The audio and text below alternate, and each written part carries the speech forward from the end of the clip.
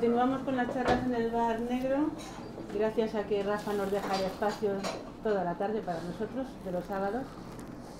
Muchas gracias, Rafa. Nunca te las damos, pero creo que te las mereces, por aguantar aquí a esta peña extraña. Hoy tenemos con nosotros a Luis Algorri, es un compañero mío de mi logia, lo puedo decir, ya lo puedo decir. Tú solita. Creo que es un tema interesante el que lo que llamamos nosotros profanos, que son los que no estáis en masonería, podáis conocer qué es la masonería y podáis preguntar abiertamente vuestras dudas, lo que os interese saber, hasta donde se pueda contar, como siempre, ¿no? Porque se sabe todo cuando se está dentro, no se sabe todo cuando no se está dentro, ¿no? Eso en cualquier sitio, en cualquier lugar, en cualquier grupo. Luis Algorri es periodista, trabaja en Público, no sé cuántos periódicos más, porque no me sé tu vida de... Luego lo cuentas. Yo también he perdido la cuenta de todo eso. De todos los periódicos en los que has trabajado. Bueno, me gustan mucho sus artículos cuando pillo alguno por ahí por las redes. Tenemos una página de Facebook de nuestra logia. Tenemos varias, sí. O varias, ya os contará él por si queréis ahí mirar. Y bueno, le dejo a él para que hable de masonería, que sabe muchísimo más que yo y se ha prestado a venir aquí, a otra punta de Madrid, de donde él vive, que viene de viaje, de celebrar eventos con otros hermanos. Y bueno, pues ahí os lo dejo, que os cuente todo lo que él pueda decir y luego ya preguntáis todo lo que queráis preguntar. ¿Vale? Vale. Un aplauso para él.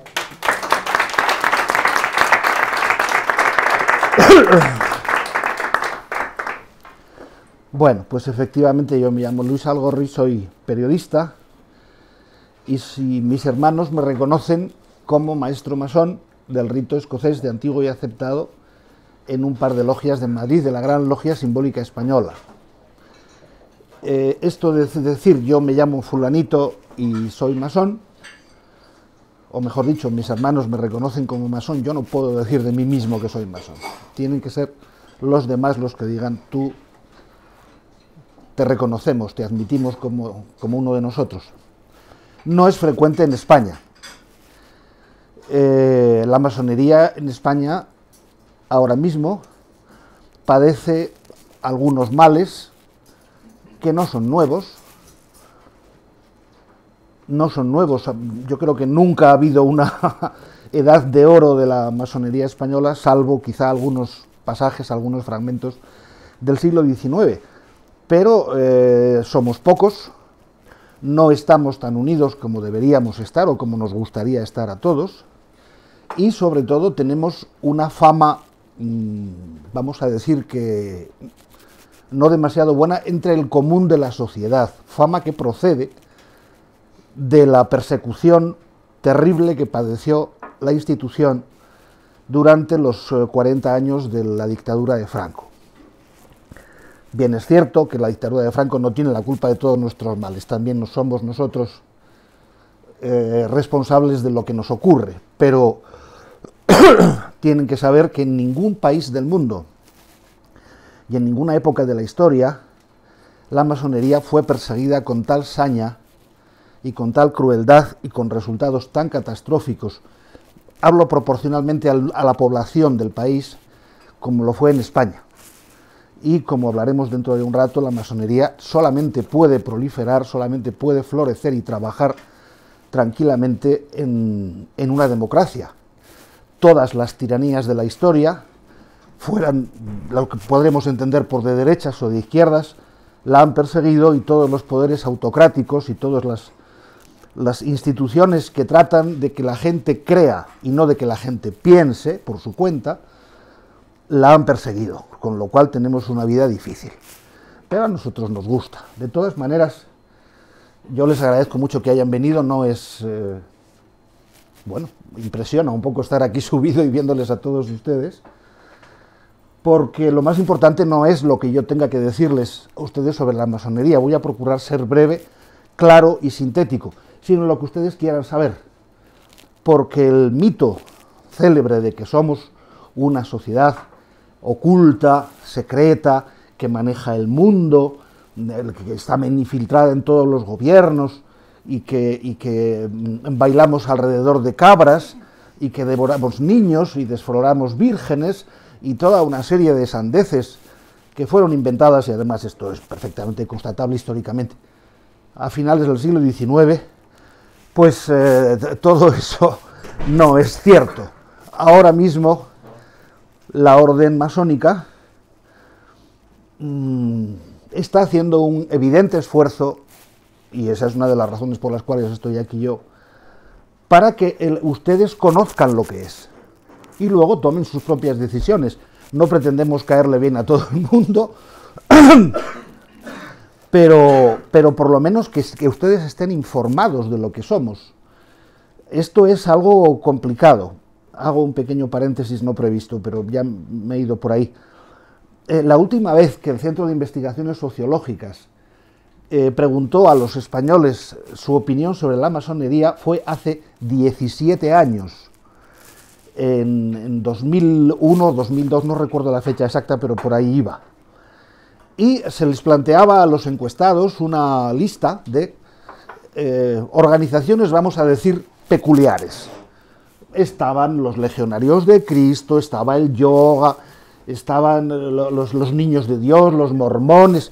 Nosotros, de todas las posibilidades, que eran como 15 o 20, repito que cito de memoria, de todas aquellas posibilidades ocupábamos el último lugar en el interés de los españoles. Teníamos un 0,1% de personas que les gustaría conocer más, tenían cierto interés por la masonería, pero lo peor del asunto es que 3 de cada 4 encuestados no sabían de qué les estaban hablando cuando les preguntaban por la masonería. No es que tuvieran la opinión que tenía Franco o el régimen de Franco de nosotros, sino que no tenían ninguna opinión. Y bueno, no necesariamente todos los encuestados, como es natural, serían gente de una formación escasa, esto es imposible. A mí me ha ocurrido, pues hace 3 años, me parece que fue, celebrar una de las fiestas o de las ceremonias o de las, se llaman tenidas, nuestras reuniones más importantes del año, son 2, en el solsticio de verano y en el solsticio de invierno. La de solsticio de verano la celebramos en el castillo de un pueblo toledano maravilloso que se llama Orgaz, y que tiene un castillo, el castillo del conde de Orgaz, que es, bueno, impresiona mucho, porque está perfectamente conservado, y nos fuimos allí a celebrar nuestro solsticio de invierno, y para ello hablamos en la víspera del 24 de junio, hablamos con varias personas del ayuntamiento, que eran, a fin de cuentas, los propietarios del lugar y los anfitriones de lo que íbamos a decir. Y uno de ellos, que tenía responsabilidad, era un muchacho joven, que tenía responsabilidades en la sección de cultura del ayuntamiento, estábamos sentados en la cena, uno enfrente de otro, y de repente le echa valor y me dice, pero ¿esto de la masonería qué es? Digo, no sé, ¿a ti qué te parece que es? Dices que no tengo ni idea, nunca había oído hablar de esto, y era una persona con estudios universitarios. Es decir, que el problema no es que la gente siga pensando que somos una secta que domina el mundo y que organiza guerras y que se lucra y que domina el Vaticano y todas estas cosas tan divertidas que se leen en algunos canales de YouTube, que son para echarlos de ver, sino que la gente no tiene ninguna opinión. Por eso yo quisiera agradecerles su presencia y decirles que bueno, a ver si me sale bien lo que quiero decir. ¿Qué es exactamente la masonería? Bueno, la masonería es un conjunto de cosas difícil de definir. En primer lugar, es una asociación libre y legal de personas que tratan de reunirse para perfeccionarse mejor, para perfeccionarse a sí mismas, partiendo de lo que cada uno sabe. Dirán ustedes, bueno, eso no es tan raro. No, no lo es. Pero es que la idea es que la perfección de uno mismo por encima de las creencias religiosas de cada cual y de las opiniones políticas de cada cual. hay dos límites, los dos extremos. Es decir,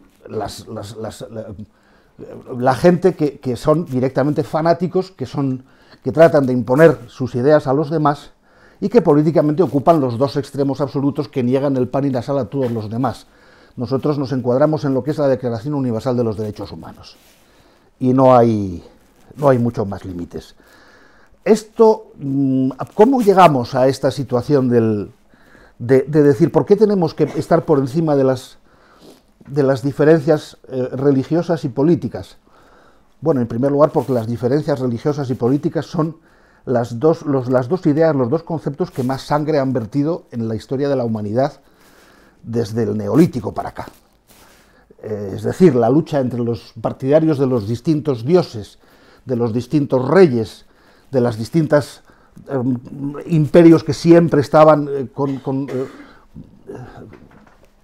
padecían lo que se llamaba la colusión del trono y el altar. Eso ha sido espantoso, es decir, no hay nada, no ha habido peste, no ha habido guerra. Bueno, las guerras son una consecuencia de lo que estoy diciendo, pero no ha habido peste en el mundo que haya producido tal mortandad como las guerras de religión o como los nacionalismos de diverso género, insisto, prácticamente desde la prehistoria. La masonería, el origen de la masonería está en la Edad Media. Se puede constatar históricamente desde los siglos aproximadamente XI y XII en Europa. ¿Qué estaba pasando allí?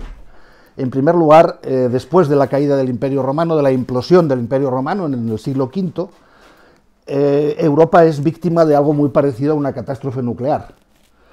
Es decir, en el siglo II, en la época de los grandes emperadores o incluso en el siglo I, Europa tiene alrededor de 52 millones de habitantes. Cuando un reyezuelo de la tribu de los érulos, que se llamaba Odoacro, asesina al último emperador romano, que se llama Rómulo Augustulo, es el año 476, apenas 50 años después Europa no llega a 28 millones de habitantes. Eso es una catástrofe nuclear. Ha habido pestes, pero sobre todo ha habido una destrucción de toda la infraestructura del Imperio Romano. La gente tiene que volver a aprender muchas cosas, y una de las cosas que tiene que aprender es a construir. Los romanos eran muy buenos, los romanos y los griegos y los egipcios y todas las culturas de la antigüedad habían conseguido verdaderas maravillas. Si ustedes tienen en la cabeza el Coliseo de Roma, eso, hombre, ahora está un poco roto, pero francamente no es fácil de levantar, ¿eh? Es decir, son 5 pisos, hay arcos, hay una ciencia de la arquitectura que está definida casi desde el siglo I por un portento de señor que se llamaba Marco Vitruvio Polión. Él escribe un tocho enorme, un libro que se llama De Arquitectura, y bueno, pues esa es la fuente de todo lo que ocurre en Roma en cuanto a arte, insisto, también en escultura, etc. Todo eso desaparece en el momento en el que las calzadas romanas, que eran la vía vertebradora de las comunicaciones en Europa, nadie las cuida y se caen, nadie se preocupa de ellas. En el momento en que la gente nace, vive y muere en un altísimo porcentaje en un radio de 20 kilómetros, no sabe lo que hay más allá de las colinas que tiene delante de su casa, no sabe en qué año está, porque esto llega a suceder, y piensa que 50 kilómetros al oeste de La Coruña hay unos monstruos tremendos que se comen a los barcos de los pescadores. Si son de los pescadores, mejor. Se comían a todos los barcos, pero en fin, los pescadores siempre son más sabrosos, parece ser. Es decir, la ciencia y con ella la arquitectura prácticamente desaparecen, y en la época, bueno, pues en la España visigótica tenemos algunos ejemplos de casetas, es que son casetas cuadradas de piedra que hoy se consideran maravillas del arte visigótico, Santa María de las Viñas, cosas así. Es decir, ha habido una catástrofe nuclear.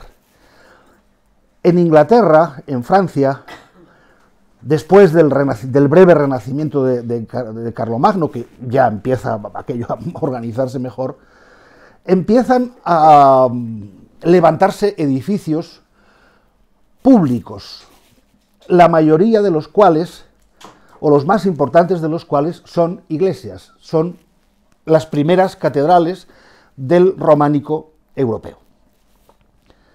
Eso ya no es tan sencillo como hacer una caseta de piedra en un pueblo de Burgos.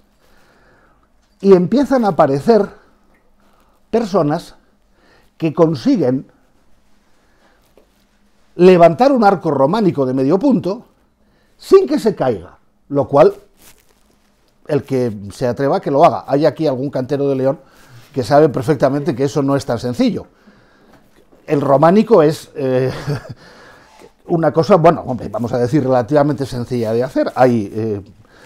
Para que aquello no se caiga, usted lo que tiene que hacer es hacer unas paredes monstruosas. Hay iglesias románicas en León, San Isidoro, hay sitios donde el ancho de la pared es de 2 metros. Claro, para tirar eso. Pero con el avance del tiempo se aparecen nuevos conocimientos y en el arte gótico las cosas ya llegan a unos extremos de perfección francamente difíciles de conseguir. ¿Quiénes hacen estas cosas? Pues son los albañiles, son los canteros.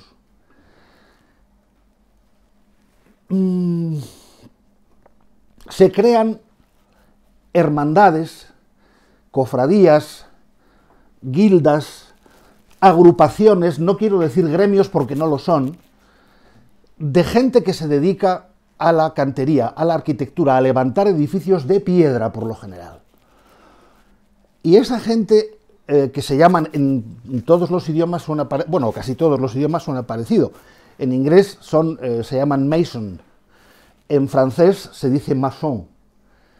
En España existe todavía en el diccionario de la Real Academia la palabra mazonero, con Z, que es el que hace obras de cal y canto. En Alemania son los Freimaurer, en Italia son los Liberi Muratori, en Portugal los pedreiros libres. Todo tiene todas las definiciones coinciden en que son gente que se dedica a trabajar la piedra y que son libres. Esto es fundamental. En la Edad Media, hasta prácticamente el colapso del sistema feudal, en los albores del Renacimiento, la gente estaba sometida a la servidumbre. Vivían obligatoriamente, estaban adscritos a la tierra donde nacían y donde vivían y donde tenían a su familia y donde se morían. No es exactamente la esclavitud, pero se le parece bastante. Vamos a simplificar mucho en esto. Sin embargo, los masones no. ¿Por qué? Porque sabían hacer cosas que nadie más sabía hacer. Su conocimiento, su secreto, era apreciadísimo, porque era muy difícil levantar una bóveda de crucería en una catedral y que no se cayese demasiadas veces, caerse se caía. Se caía siempre porque son complicados, además se funcionaba mediante el sistema del ensayo-error, es decir, si así se cae vamos a volver a empezar y vamos a poner esta piedra más a la derecha. Era más o menos eso. Entonces, aquella gente sabía hacer cosas que muy poca gente sabía hacer y que eran muy valiosas y muy preciadas en la sociedad de entonces. Había mucha demanda de arquitectos y de albañiles y de canteros y de gente dedicada al trabajo de la piedra y de levantar edificios. ¿Cuál es el resultado? Que los canteros viajaban. Se les llamaba de un sitio a otro.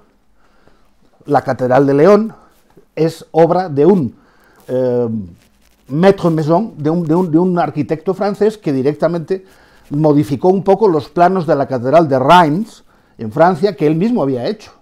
Es decir, iban para acá y para allá, y a pesar de que algún rey inglés tuvo el santo valor de intentar imponerles un salario máximo, claro, es imposible imponer un salario máximo. Dices, si no me vas a pagar más que esto, no trabajo. Puedes imponer un salario mínimo, pero máximo es francamente complicado. Entonces, a pesar de que alguien intentó ponerles coto, aquella gente eran de los poquísimos europeos que iban de un sitio a otro y viajaban y aprendían en los diversos lugares cómo funcionaban las cosas, cómo era la sociedad, qué vicios y qué virtudes tenían unos y otros en las 4 puntas del continente. Y sobre todo, crearon una sociedad dentro de la propia sociedad medieval. Era como una frase un poco manida, un Estado dentro del Estado. ¿Cómo se construye una catedral? Bien, primero necesitas alguien que sepa hacer los planos. Luego necesitas vidrieros, necesitas carpinteros, necesitas curtidores, necesitas plomeros, necesitas gente especializada. Todos los oficios que se podían hacer en una ciudad medieval, en el León del siglo XIII o en el París del siglo XII, todos eran necesarios para levantar una catedral. Las catedrales daban trabajo a muchísima gente. Y ellos eran los únicos que tenían el secreto de cómo se levantaba algo que cada vez iba siendo más alto. Era como los de Dubái de ahora mismo, que se pegan por hacer el rascacielos más disparatadamente alto, simplemente por el orgullo de que fuera más alto. No, los masones hacían esto porque estaban creando, a base de convivir y de guardar un secreto en sus logias, que eran los chamizos, o los recintos cerrados que había próximos a la obra de la catedral, donde ellos se reunían, hacían sus planos, trazaban sobre cera, sobre piedra, sobre arena, tallaban las piedras y bueno, iban organizando todo aquello. Empezaron a crear una sociabilidad diferente. Tenían muchas cosas en común que con el resto de la población a lo mejor no era así. Y empezaron a crear una sociabilidad y quizá fuera también bueno decir una espiritualidad.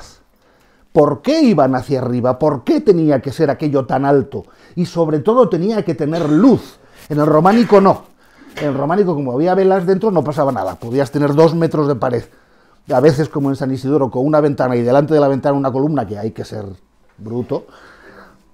En el gótico no. En el gótico, si vemos la Sainte-Chapelle de París, es una estructura de alambre de piedra y todo lo demás es vidrio.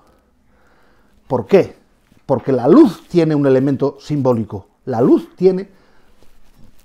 provoca una serie de ideas, de pensamientos que tienen mucho que ver con el simbolismo y van creando un simbolismo medieval que procedía, por supuesto, del románico, pero que estos lo perfeccionan de una manera extraordinaria y crean una sociabilidad y una espiritualidad muy grande. Se dividen en categorías, es decir, el último chavalote que llegaba y que decía, no, yo es que quiero trabajar con ustedes porque con ustedes no se aburre uno y además se come, cosa que no podía decir todo el mundo. Bien, pues este era el aprendiz que se dedicaba a procurar que una piedra que le traían de la cantera fuese un sillar, un paralelepípedo, que encajase bien en el muro que le tocase. Otros tenían más oficio, tenían más experiencia y a lo mejor empezaban a viajar. Estos eran los oficiales que en la historia han pasado como compañeros, se llaman compañeros masones. Muchas veces el maestro de obras les decía, bueno, vosotros 3 que ya tenéis un poco más claro y que tenéis bastante habilidad con lo de la piedra, y que ya lleváis 7 años aquí, la cifra del 7 tiene también su importancia, os vais a ir de viaje, os vais a ir a Italia, os vais a ir a Alemania, os vais a ir a Francia, vais a cruzar el Canal de la Mancha y vais a ir a Inglaterra, y vais a aprender cómo lo hacen allí.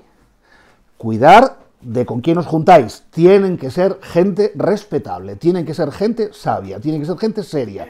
No vale cualquier esgarramantas pegándole martillazos a una piedra. Y cuando volváis, nos contaréis lo que habéis aprendido. Y en ese momento estaréis en condiciones de ser maestros. Y de aprender ya cómo se hacen las cosas con un compás y una escuadra trazando planos, ¿no? Crearon una sociabilidad propia. Crearon unas relaciones interpersonales propias. Aprendieron sobre todo una cosa: la tolerancia. Todo el mundo tenía los mismos vicios y las mismas virtudes, sobre poco más o menos, lo mismo en Alejandría que en Lisboa, que en Edimburgo. La gente era muy parecida en todas partes, aunque tuviera sus idiomas diferentes y sus peculiaridades y sus costumbres, y unos se casasen a una edad y otros a otra, y unos enterrasen a sus muertos de una forma y otros de otra. Bien, pero en lo esencial todos eran parecidos. Sabían idiomas y sobre todo se dieron cuenta de eso. Tenían que respetar a los demás. Porque todos éramos los demás, todos eran los demás. No había una ¿cómo decirlo? No había verdaderas aristocracias. Aquellos gremios, pero ya sigo sin utilizar la palabra gremios, aquellas hermandades de canteros se dotaban a sí mismas de reglamentos, de unos estatutos, de normas escritas que todos tenían que cumplir. Si ustedes tienen la santa paciencia, que ya es de buscar por ahí, que están publicados, los estatutos de los canteros de Ratisbona, creo recordar que es el 1452, cuando se redactan, aparecen mucho más tarde, aparecen en el siglo XVIII, en una capilla polvorienta y abandonada de la Catedral de Estrasburgo, y las encuentra un cura, lo cual da prueba de que son auténticos, no son falsificaciones, porque los curas, ahora veremos por qué, no les caía nada bien a aquella gente. En los estatutos de los canteros de Ratisbona, yo cuando leo eso me veo ahí. Y yo estoy en el siglo XXI, ellos estaban en el siglo XV. ¿Por qué? Porque si cambias la piedra de piedra, cambias el objeto físico de la piedra por la persona, las normas son las mismas o muy parecidas a las que tenemos los masones actuales. Eso ocurre cuando, a finales del siglo XV, principios del siglo XVI, la arquitectura se puede estudiar en la universidad. Ya había universidades, ya estamos en el Renacimiento, la gente ha recuperado la costumbre de viajar, se inventa la carabela, que es una especie de Land Rover de la época, y ya se puede ir a América, y sencillamente se dejan de construir catedrales. ¿Por qué? Porque el punto, el centro de gravedad del mundo cambia, pasa de Dios, de la idea de Dios cualesquiera que fuese, pasa al hombre, que es capaz de descubrir todo aquello que está apareciendo. Y bueno, pues la gente deja de construir catedrales y los pobres Freimaurer y los Mason y los Masons se quedan sin trabajo. No tienen gran cosa que hacer. Cualquiera ya es capaz de saber cómo se hace un arco de medio punto con las gotas, el frontón triangular, el arte del Renacimiento. ¿Y qué hacen? Pues la mayoría desaparecen.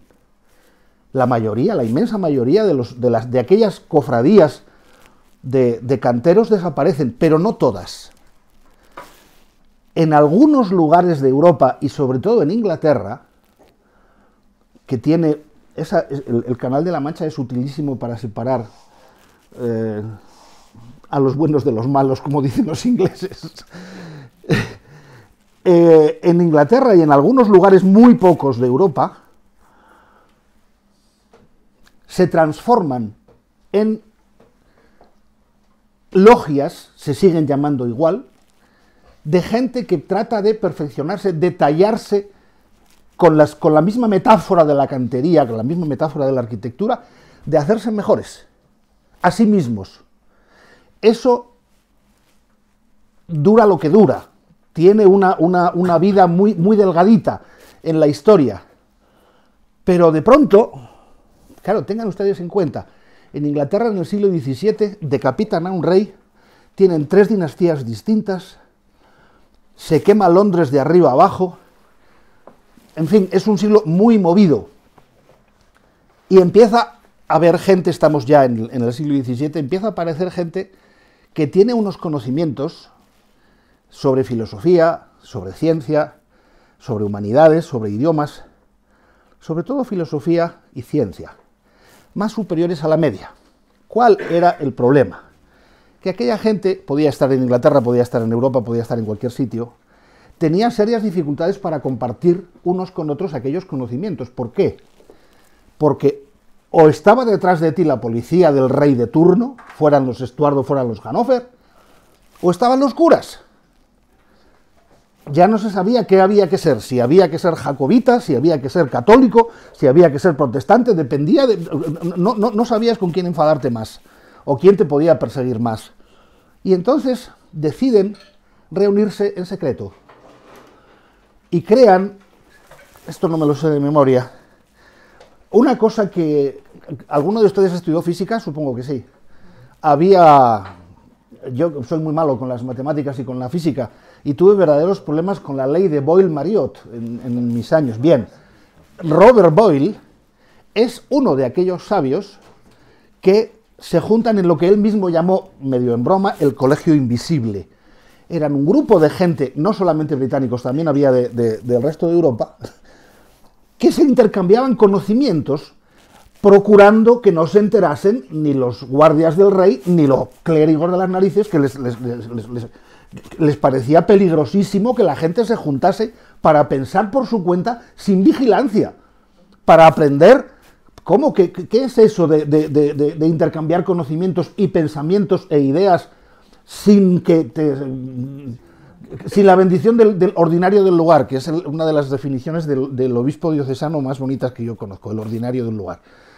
Por algo se les llamarán así. En fin, quiero decir que crean ese colegio invisible, que son relativamente pocas personas, pero es que ahí están Robert Boyle, por supuesto, John Wilkins, está John Wallis, John Evelyn, Robert Hooke, William Petty, y pocos años después aparece, ya con el patrocinio real, lo de los ingleses, y el patrocinio real es tremendo, lo que se llama la Royal Society, que sigue existiendo hoy, y que es una especie de academia de ciencias y de filosofía y de pensamiento, pues seguramente de las más prestigiosas del mundo. Ahí están los primeros masones que ya no son picapedreros, que son gente que se dedica al perfeccionamiento personal. Pero es que además pasa una cosa, en Londres, en el año 1666, a alguien se le cae una cerilla donde no es y arde la ciudad por los cuatro costados.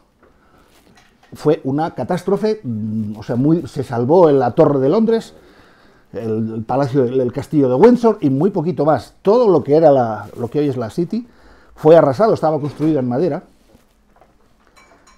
y no quedó piedra, vamos, no quedó una astilla viva.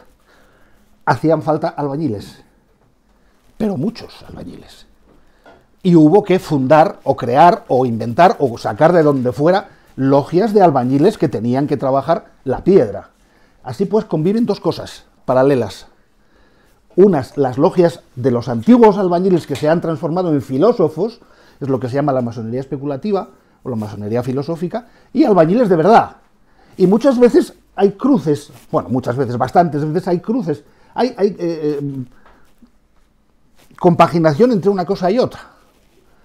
Hasta que después de reconstruido Londres, bueno, hay un señor que se llama Sir Christopher Wren, W-R-E-N, que es algo así como Leonardo da Vinci del siglo XVII. Es la única persona que yo conozco que hizo los planos de una catedral, la de San Pablo, de Londres, y que asistió a su inauguración. En la época de los canteros santanderinos de León, las catedrales se tardaban en, pues eso, 2 o 3 siglitos. Sí, claro, pero eso es otro. Ese es otro problema. Pero las catedrales tardaban en hacerse siglos. La Sagrada Familia es buen ejemplo de ello. Sí. Pero en aquel momento Londres se reconstruyó a una velocidad de vértigo, se hizo con ladrillo rojo, como cualquiera que haya pasado por ahí habrá visto. Y fue este señor que, además de la Catedral de San Pablo, se hace otras 36 iglesias en Londres. Yo no sé cuándo dormía el bueno de Christopher Wren. En 1717, en una cervecería de Londres, que se llamaba El Ganso y la Parrilla, en una especie de reservado que había en la segunda planta, se reúnen, no sabemos siquiera cuántos eran, entre 12 y 15 personas, que procedían o bien de las logias de los filósofos reconvertidos, o bien de las logias de los albañiles que decían, coño, ¿y estos? ¿Por qué hacen estas cosas y nosotros estamos simplemente aquí cociendo ladrillo? Y fundan la primera gran logia, es decir, la primera organización, podríamos llamarla federal, de la historia. ya había logias preexistentes y lo que hacen es unirlas en un solo organismo para que trabajen coordinadas. Ahí, en esa fecha, en 1717, se da por inaugurada la masonería tal y como la conocemos hoy. ¿Qué ocurre? Las cosas van muy deprisa. En 1723 se redactan los primeros reglamentos grandes de los masones actuales. Están escritos por un cura, un pastor presbiteriano, que se llama James Anderson. 17, 23, sobre el año 21, los masones ingleses, que eran listísimos, eligen como gran maestre al duque de Montague, que era miembro de la familia real británica, y hasta hoy, desde entonces, todos los grandes maestres de la masonería británica, de la Gran Logia Unida de Inglaterra, han pertenecido a la familia real, han tenido una conexión directa con la familia real, la que fuera. El actual es el duque de Kent, que es un señor muy mayor y que se parece mucho al dueño de la central nuclear en Los Simpson. ¿Cómo se llama? Barnes, sí. Con la edad ha acabado pareciéndose, pero que vamos, a mí me parece que es una bellísima persona.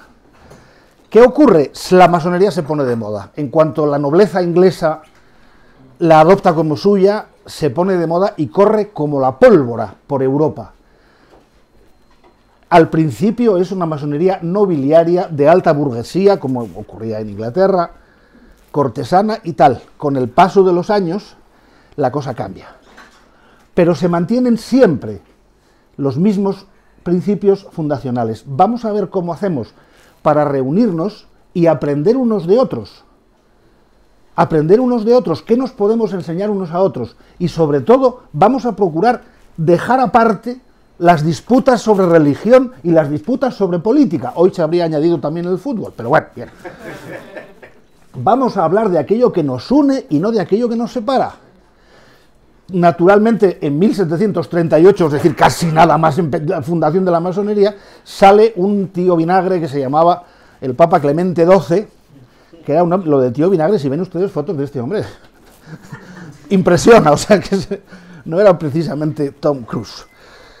Y se proclama la primera bula condenatoria de la Iglesia Católica contra la masonería, la bula In Eminenti Apostolatus Specula, que es una sarta de calumnias. ¿Por qué se tienen que reunir en secreto? Si son tan buenos y tan sabios y solamente se dedican a hablar de cosas buenas, ¿por qué se reúnen en secreto? Pues mire usted, porque si no se reúnen en secreto, usted les detiene. Es que es así de sencillo. O usted o los guardias del rey a los que usted ha dicho, al que usted ha dicho que les mande detener.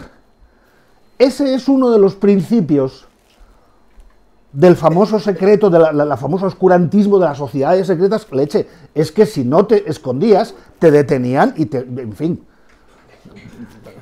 era peligroso para tu salud.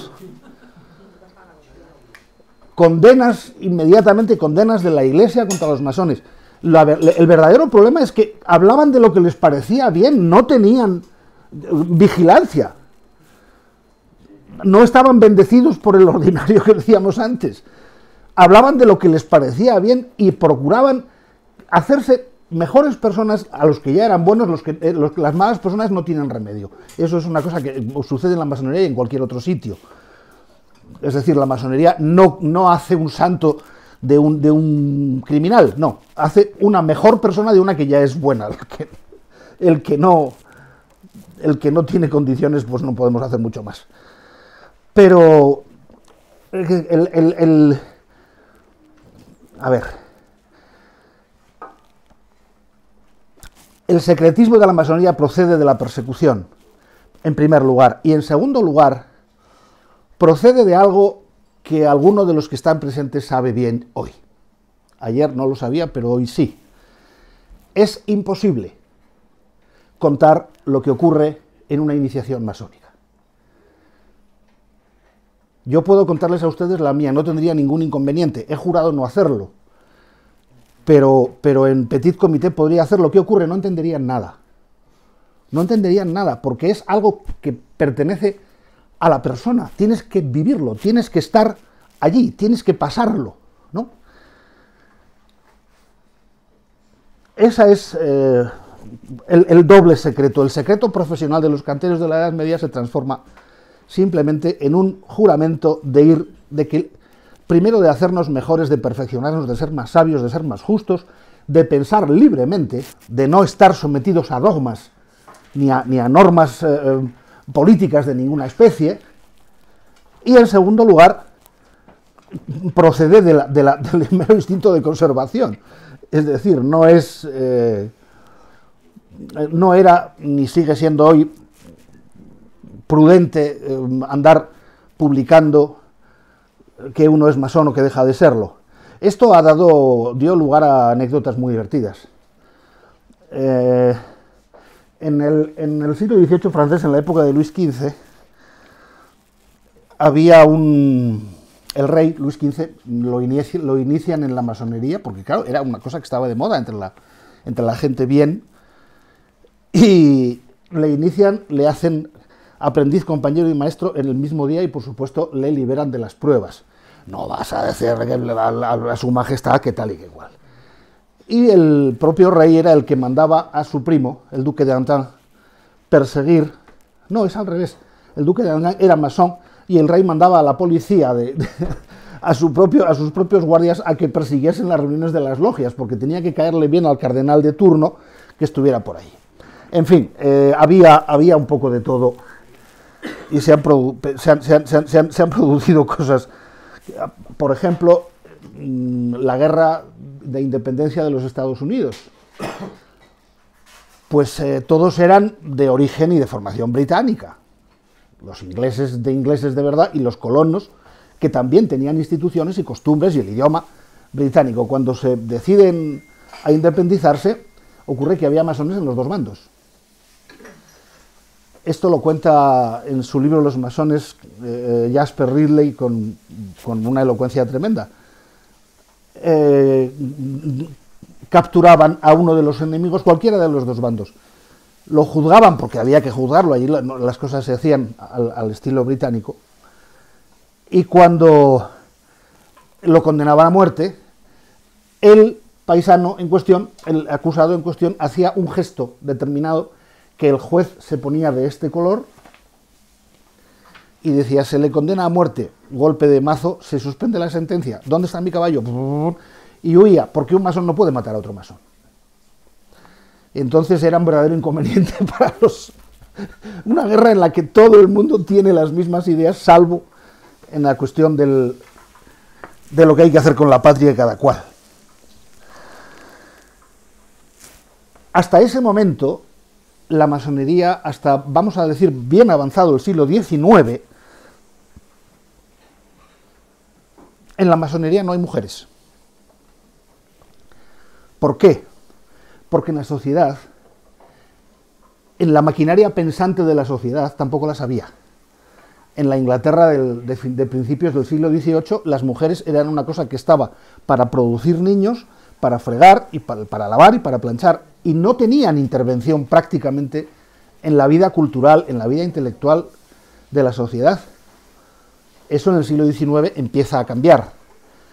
Y la masonería, que hasta ese momento ha sido solamente masculina o bien de adopción, se dejaba que las señoras bien se juntasen en logias solo de chicas para que jugasen a las masonas, vamos a decirlo claramente. Eso es lo que son las logias de adopción, o lo que fueron. En 1877 se eliminan algunas de las cosas que ya no podían ser. Por ejemplo, hasta ese momento, desde 1717, los masones tenían que ser hombres y tenían obligatoriamente que creer en un Dios revelado, en el que quisieran, pero tenían que creer en un Dios y en la inmortalidad del alma. En 1877 la masonería francesa dice: hasta aquí hemos llegado, elimina la figura del gran arquitecto, de la que hablaremos dentro de un momento, y desde entonces es perfectamente posible que agnósticos, creyentes, apateístas, incluso ateos, etcétera, convivan en la misma logia sin necesidad de tirarse de los pelos. Es decir, se lleva el libre pensamiento, que es lo fundamental de la orden, a su máxima expresión.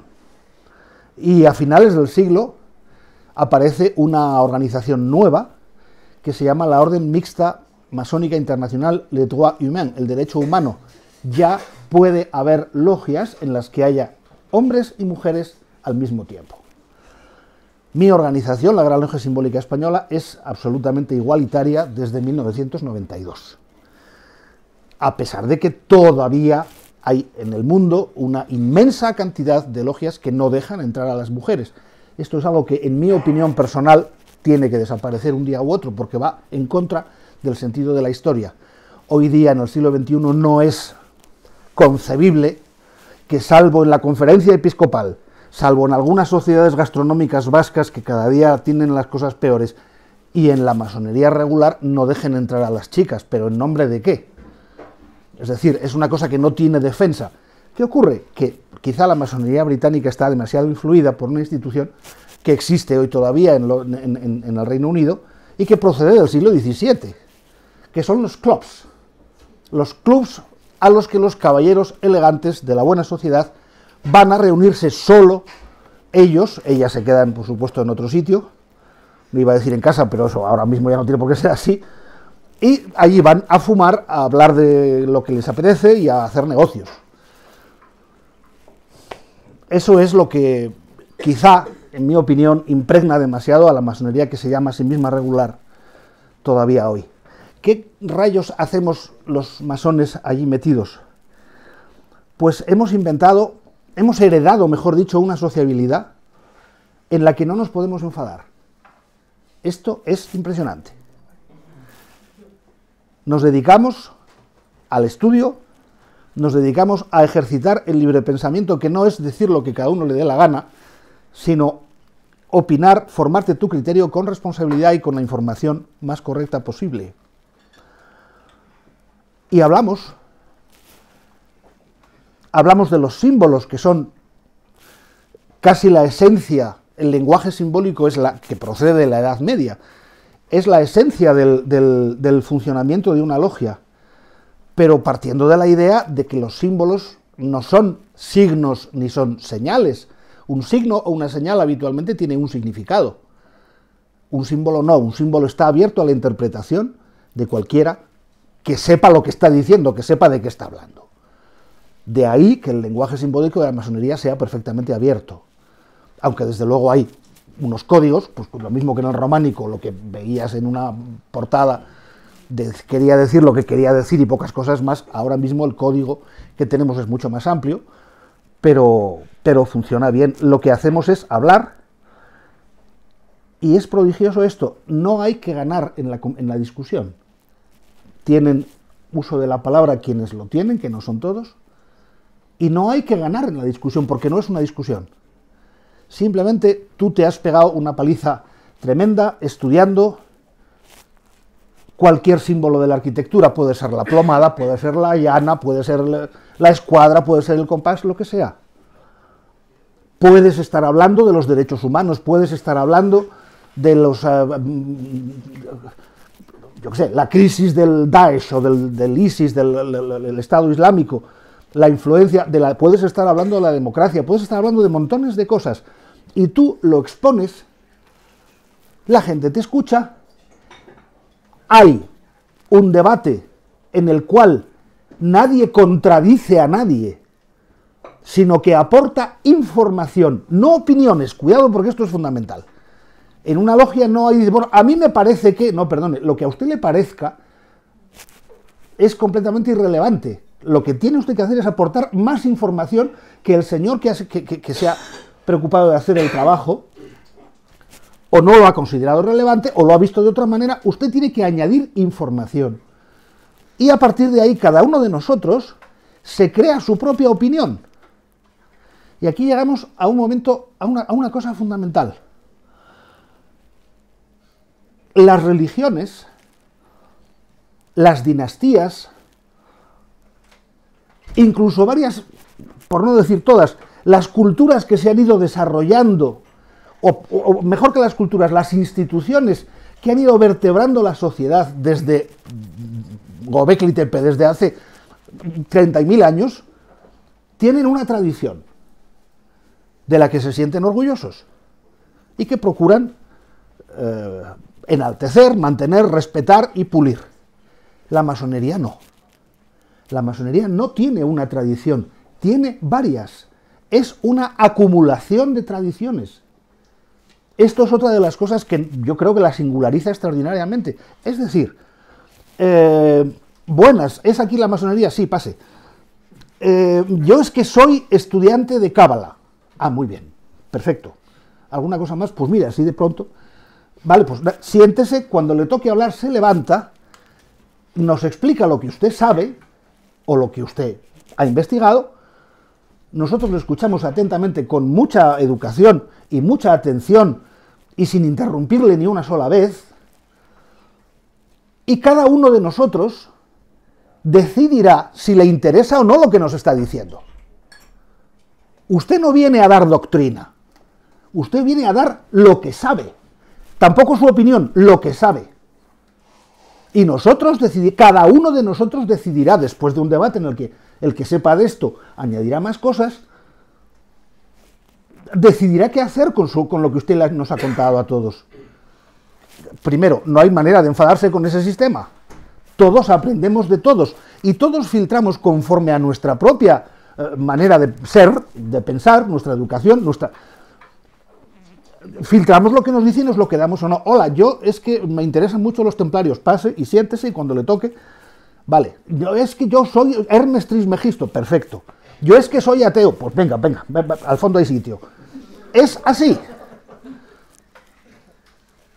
Es una acumulación de tradiciones. Nosotros tenemos, sigue habiendo los mismos grados que había en la masonería operativa que llamamos nosotros de los picapedreros. Están los aprendices, están los compañeros y están los maestros. Los aprendices no hablan en logia. ¿Por qué? Pues porque para enterarte de qué va el asunto tienes que estar callado y atender. Y cuando aprendas cómo funciona todo y cuando hayas interiorizado lo que llamamos el método masónico, que es exactamente lo que les estoy contando, la manera de funcionar, entonces ya sí, hablarás si tienes ganas, porque cuando pasas al segundo grado nos entra a todos un ataque de mutismo tremendo. ¿Por qué? Porque el silencio del aprendiz le está protegiendo de la equivocación, le está protegiendo de su error. Si estás callado viendo el tenis diciendo, la barbaridad que ha dicho este señor, cuando a mí me toque, no haré eso, estás aprendiendo. Estás aprendiendo. Mi padre es protésico dental. Yo desde niño estoy acostumbrado a ver cómo el oficial, el maestro, está sentado en su astillera con un modelo de cera y un punzón, una lezna, algo, y detrás hay un chaval que está de pie, callado como un muerto y mirando. Y el otro está hablando solo. Y entonces aquí coges, haces esto, ¿ves? Aquí le quitas la cera, y luego aquí haces esto y tal, y esto te queda más bien. El otro no, es que ni rechista, porque si rechista el otro se enfada. Eso es lo que yo he visto desde niño. Pues aquí ocurre lo mismo. El aprendiz está a salvo de equivocarse, y cuando tenga más experiencia y pase adelante en el camino iniciático, que es lo siguiente que quería contarles, seguramente será mucho más prudente de lo que era cuando entró por la puerta, ¿verdad, José Luis? No, me estoy metiendo con él porque está viviendo un día maravilloso, que es el día siguiente a una iniciación. Pero bueno, el método consiste en aprender todos de todos, sin enfrentamientos, evitando... ¿Cómo que no hablamos de política en las logias? Naturalmente que hablamos de política y de religión constantemente, pero nunca desde un punto de vista positivo. Nunca hablamos de partidos políticos, nunca decimos porque los musulmanes, ¿por qué? Porque es que tenemos musulmanes en logia, y tenemos judíos, y tenemos ateos, y tenemos agnósticos, y en realidad nos importa un pimiento, porque no estamos allí para eso. Yo ahora mismo, se lo juro a ustedes, no tengo ni la más leve idea de a quién vota más de la mitad de los hermanos de mi logia, que son alrededor de 25, no lo sé. Sí sé a qué equipo de fútbol pertenecen, porque después de las tenidas nos juntamos a tomar algo en la habitación de al lado, y ahí es imposible no hablar de Leo Messi o de cosas así. Pero no sé sus preferencias políticas. Yo me he enterado de que la primera persona con la que yo me entrevisté cuando me hice masón, hace casi 13 años de aquella entrevista, cree en Dios, es católico. No lo sabía. Me enteré en un entierro, cuando le vi rezando delante del cadáver de un hermano que se nos había muerto. No nos importa eso. No nos importa si usted es de derechas o de izquierdas. No me cuente su vida, cuénteme algo que me interese y algo que podamos compartir los dos. Algo que podamos compartir los dos y que eche esto hacia adelante. Esto es el mundo, hacia adelante y no hacia atrás. La Iglesia nos ha perseguido desde el principio. Y lo mismo que la masonería tiene tradiciones acumulativas, la Iglesia tiene agravios acumulativos. No ha prescrito ninguno. Judíos, los satánicos es de los últimos, que somos adoradores de Satán, pero ¿qué coño pinta Satán en una logia? O sea, es que es del género tonto. Que la célebre historia de algo tendrán malo cuando tanto se esconden. Hombre, si ustedes no nos persiguieran, a lo mejor nos escondíamos menos, ¿eh? De hecho, en la Inglaterra, desde hace casi 300 años, en Inglaterra, en Bélgica, en Alemania, en Francia, una persona que tiene el tercer grado de la masonería, como tengo yo, al que sus hermanos reconocen como maestro masón, lo pone en el currículum. Con toda naturalidad. ¿Por qué? Porque eso significa que este señor es serio. Este señor es currante. Está acostumbrado a trabajar. Es fiable. Tiene una palabra a la que no traiciona nunca. Es decir, es una persona en la que puedes confiar. En España a alguien se le ocurre poner... a alguien se le ocurre decir lo que yo he dicho al principio. Buenas, me llamo Luis, soy periodista y soy maestro masón, y se puede preparar. Ayer mismo, y lamento muchísimo tener que decirles esto, porque estamos todos un poco sobrecogidos. Ayer mismo hemos incinerado a un hermano queridísimo, queridísimo en Madrid, que es un hombre de 81 años que era la pura bondad, la pura sabiduría y el puro cariño. Se nos ha ido, la verdad es que en poco tiempo, pero no hemos podido publicar su nombre completo, ni su foto, porque alguien en la familia, pretexto, es que mi hija trabaja en una empresa que es del Opus Dei o que es de lo que sea, y si publicamos el nombre de Paco completo, pues la pueden despedir. Yo no sé ahí quién es del Opus Dei y quién no. Eso sigue pasando. Hay muchos hermanos y hermanas en mi logia que no pueden decir públicamente que son masones porque se quedan sin trabajo, porque son catedráticos o son profesores contratados en colegios religiosos. Y se van a la calle y ha pasado. Es decir, no es ninguna teoría. Esto ha ocurrido. Lo hemos visto. Según en qué empresas no puedes decir, según en qué ámbitos. Tu familia, ¿cómo lo va a entender? Como tengas dos abuelos que hayan vivido el franquismo de una manera, vamos a decir, optimista, pues es posible que tengas dificultades. Eso es la realidad de la España de hoy. Sigue habiendo gente que dice, no, mira, mejor nos quedamos aquí dentro en la cueva, hacemos nuestros rituales y nuestras historias y se acabó. Bueno, pues otros pensamos que no. Otros hemos, vamos a decirlo así, salido del armario hace ya bastante tiempo, porque pensamos que la masonería puede ser profundamente útil a la sociedad. Es decir, un sitio donde se junta la gente independientemente de tu credo y de tu partido político y buscamos convivir. ¿Convivir cómo? Porque aquí está el resultado del asunto. Se crea, lo mismo que pasaba en la Edad Media con los operativos, entre nosotros también se crea una sociabilidad muy peculiar. Nosotros lo llamamos fraternidad. Alguno de los presentes lo ha vivido, lo acaba de vivir. Hacerse masón es muy difícil.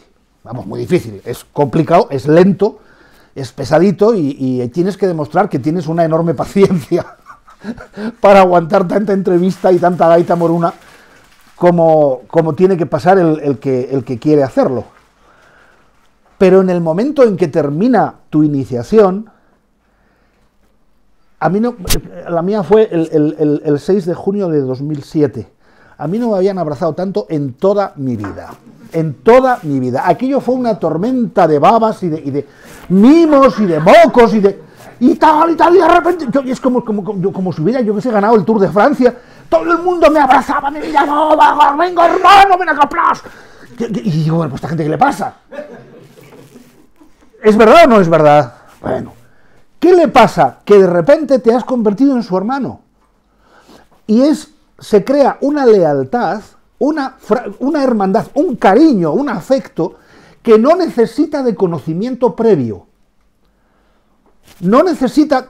Ayer fueron 2 las personas que después de la incineración de nuestro hermano Paco, tuvimos 2 iniciaciones. Claro, esta es una intensidad emocional difícil de soportar, porque pasas de la tristeza a la alegría de una manera demasiado rápida, pero bueno, coincidió así. A una de las 2 personas que se iniciaron en mi logia, yo no la había visto en mi vida. Bueno, la había visto a oscuras, por así decir, en una de las pruebas previas a la iniciación, en la cual ella no ve nada, pero los demás sí. Y bueno, pues de repente terminó el asunto y yo por fin le vi la cara la primera vez que le vi y digo, ven acá, ¡plas! ¡Qué bien lo has hecho! Porque tal cual. Es decir, se crea una lealtad, un cariño, un afecto, una fraternidad que no necesita de conocimiento previo. Tú eres mi hermano y yo hoy doy la vida, lo que haga falta, por los 2 que entraron ayer de la misma manera que los demás lo han hecho conmigo cuando lo he necesitado. Y eso no se queda en la logia, eso se traslada en la medida de lo posible al resto de la sociedad, al resto de la gente que te rodea. Ustedes habrán visto lo de los mandiles y lo de los guantes y lo de algunas cositas de tela que nos ponemos por el cuello. Bueno, la parte ritualística de la masonería, y me quedan 10 minutos, tranquilos. Yo es que suelo ser bastante enrollable. La parte ritualística procede de la Edad Media. Yo no conozco ningún ritual más bonito y, como es lógico, siendo de León y teniendo 60 y pico años, o 60 años, yo me he criado, tengo una educación católica, apostólica y románica. Románica palentina, me atrevería a decir que es la más seria y la más tal. Yo he sido monaguillo, yo quería morirme en la playa de San Cián como misionero, como Francisco Javier. En fin, yo he sido católico, apostólico, románico, como acabo de decir, pero muy ferviente. No he visto nunca un ritual más bonito que el ritual de iniciación de la masonería o algunos otros que llegan después. ¿Y esto por qué? Porque lo entiendo. Yo estaba harto de sentarme, levantarme, arrodillarme, persignarme, hacer todo género de gestos y decir todo género de cosas en cualquier idioma, fuera en latino o en español, sin saber lo que estaba haciendo. En el ritual de la masonería, que está decantado desde el siglo XI, ha ido evolucionando, ha ido cambiando, se ha ido adaptando a la sociedad, y ese es el secreto de la persistencia o de la pervivencia de la masonería actual. Todo lo que hacemos, cada gesto, cada palabra, cada frase, procede del trabajo humano, de la reflexión de la razón humana, de la trascendencia de la espiritualidad humana que a veces que te deja libre si tú quieres creer en un Dios o no.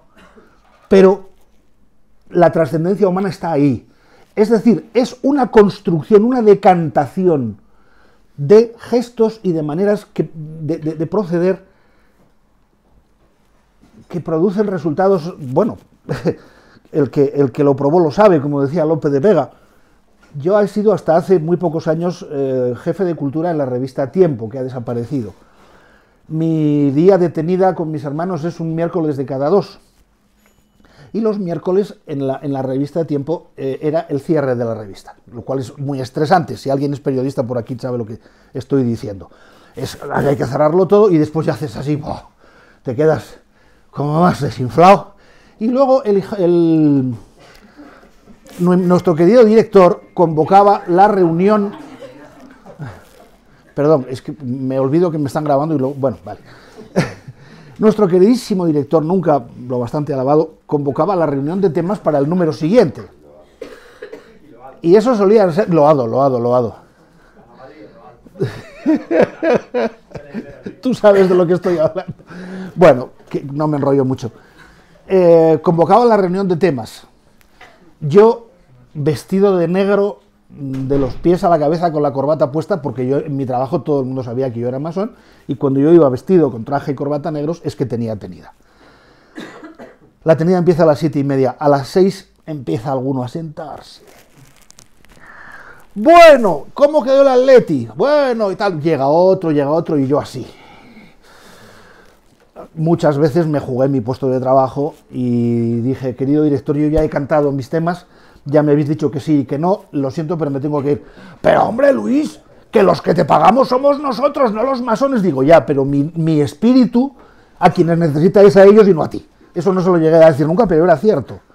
Entonces, el resultado es que yo llegaba a uña de caballo al templo, que afortunadamente no estaba demasiado lejos de la revista, estaba a unos 12 euros de taxi, que es como se miden las distancias, entre 12 y 15 euros dependiendo de... Claro, si había fútbol en el Bernabéu era horroroso, pero bueno, yo llegaba en el último segundo, me daba el tiempo justo para quitarme el abrigo, ponerme el mandil, los guantes y tal. Y bueno, a mí me tocaban así y saltaban chispas porque estaba histérico, estaba nerviosísimo. Y yo sabía 17 minutos. En 17 minutos eres otra persona. Y así era. Empieza el bellísimo ritual de la entrada al templo en una logia. Y poco a poco ves que te vas relajando, ya no estás cansado, ya no estás nervioso, se te coloca una sonrisa de idiota de las orejas que no eres capaz de quitar, por lo menos a mí no me pasa esto, a otros ellos sabrán, y aguantas 4 horas, no hombre, nunca son 4 horas, pero aguantas lo que te echen, poniendo atención en lo que te cuentan tus hermanos, llevando todo aquello de una manera que sea lo más productiva para mí y también para los demás. El ritual es muy importante. ¿Qué es un rito? Un rito, básicamente, se dice Eduardo Cirlot en el diccionario de ritos, es la repetición, la recreación sincrética rápida, sintetizada, de un hecho que sucedió hace mucho tiempo, el caso de la misa de los católicos, de una leyenda, de un mito, de lo que fuera. Para nosotros es muy importante. Y dice, bueno, pero ustedes, para ser buena gente y procurar que la sociedad sea mejor y tal, tienen que hacer todas estas cosas y lo de las velas y tal. No necesariamente tenemos que hacerlo, pero a nosotros nos funciona. A nosotros nos gusta hacer eso. El que no le guste, que no venga. Es decir, para ser buena gente en 10 lecciones hay montones de libros de autoayuda y hay montones de ONGs y montones de asociaciones y montones de psicólogos. Nosotros tenemos una manera de ver las cosas que es absolutamente contemporánea del siglo XXI, pero que tiene una tradición de como mínimo de 3 siglos y como máximo de 8 o 10, y que nos funciona. Que no, eso es la masonería, es un... Espera que lo tengo apuntado.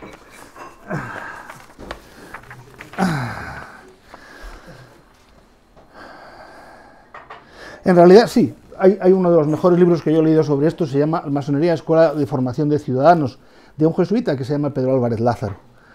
Es un aprendizaje de convivir con los demás, respetando a los demás, respetándote a ti mismo, a tu independencia, y por supuesto ejerciendo el libre pensamiento, que es una cosa muy difícil.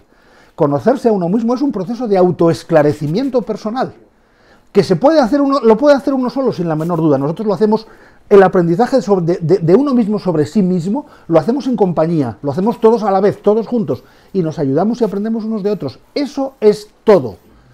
Eso es todo. ¿Qué no es la masonería? Una secta.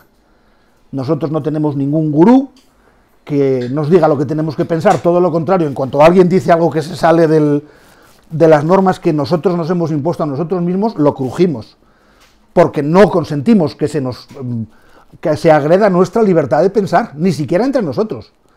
Lo primero es la independencia y el propio criterio.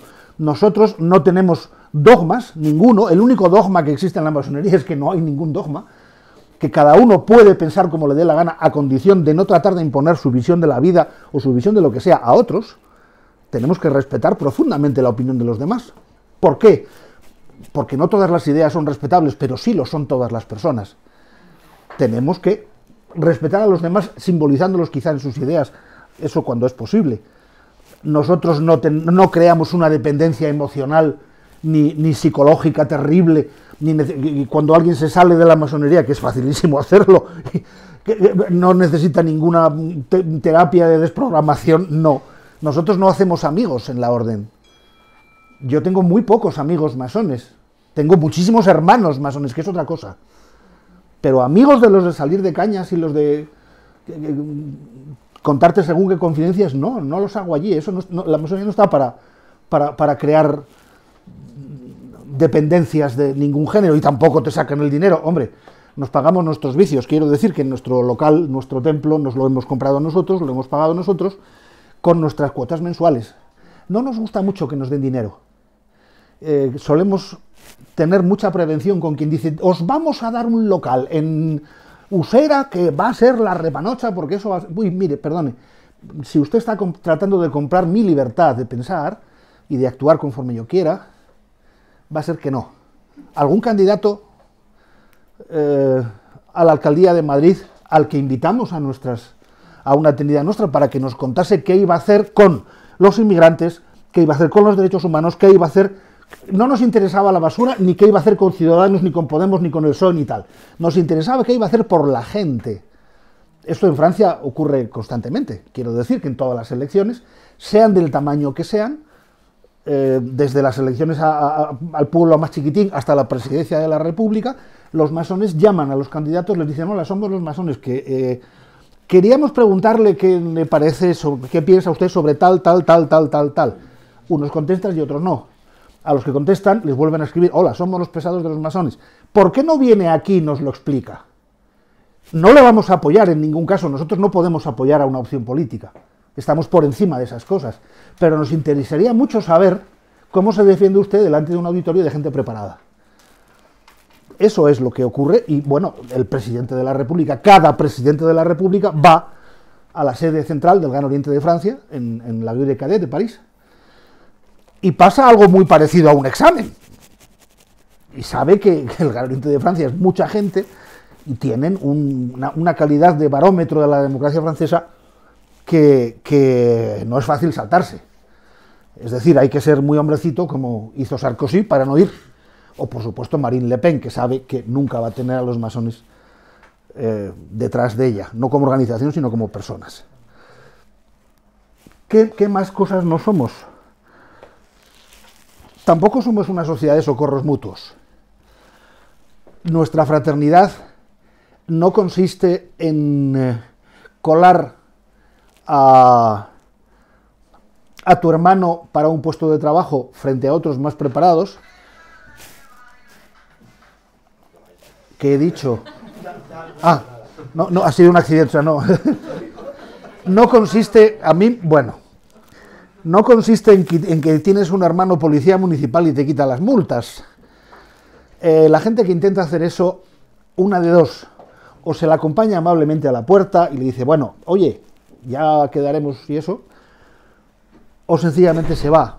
Quien entra en la masonería intentando trepar, conseguir influencias, perdón, hablo de nuestra masonería, hablo de la GLS, en otros no me voy a meter con nadie, pero en otros sitios no es exactamente lo mismo y en todos los países. Pero yo no he visto jamás a nadie meterse aquí para conseguir ni siquiera un puesto de trabajo, no ya un ascenso, no ya una mejora social. Sencillamente eso no es cierto, aunque es una de las acusaciones más viejas de toda la historia. Yo creo que si ustedes tienen tiempo y paciencia para buscar en internet un solo poema de Rudyard Kipling, premio Nobel de Literatura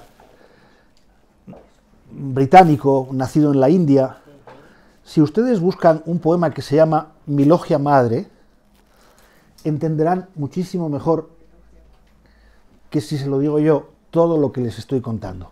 Es el poema que escribe un hombre que recuerda el día de su, no el día de su iniciación, sino la logia donde trabajaba.